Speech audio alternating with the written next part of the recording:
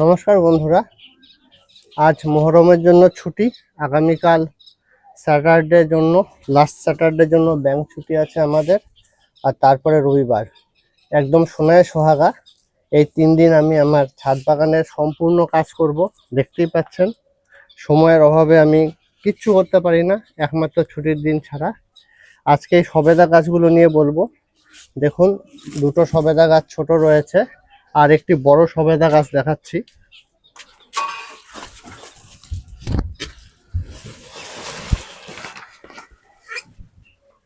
এই যে দেখুন, এই সবেদা গাছটির বয়স 2.5-3 বছর।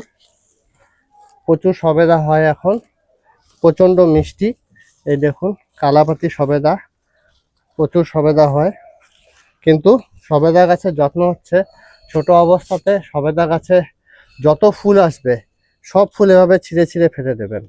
গাছটিকে আগে বড় করুন।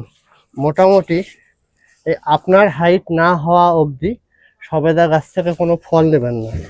এই যে ফল সেট হয়ে যাচ্ছে, তাও সেই ফলগুলোকে আমি খুলে ফেলে দেব। কারণ অল্প বয়সে গাছের থেকে যদি ফল নেন, গাছের বৃদ্ধি ব্যাহত হয় এবং সেই গাছ থেকে গাছের বৃদ্ধি ব্যাহত হয়। অতএব গাছটি বড় হয়ে আর বেশি ফল দিতে পারে না। অনেক সময় গাছ মরেও যেতে পারে, কারণ যেহেতু এগুলো কলমের গাছ। দেখুন কত রাশি রাশি ফুল উঠিয়ে ফেলে দিচ্ছি, সেট হয়ে যাওয়া ফল, একদম সেট হয়ে যাওয়া। অনেকে দেখায় ছোট গাছে দেখুন কত ফল কত ফল, এই করে গাছটি আর পরে বেশি বড় হতে পারে না। গাছ এই ফুল থেকে ফল ফোটানোর উপরেই জোর দেয়।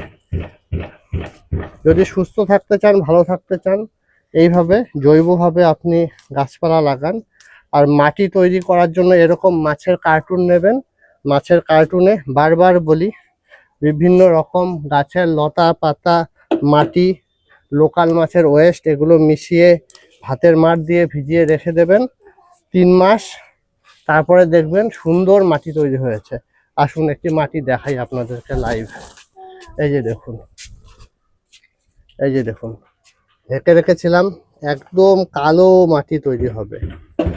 দেখুন পাতা, লতা পাতার, এগুলো ছিল ফুলকপির কাণ্ড, বাঁধাকপির কাণ্ড ছিল, একদম ভর্তি করা ছিল, অর্ধেকের অর্ধেক হয়ে গেছে।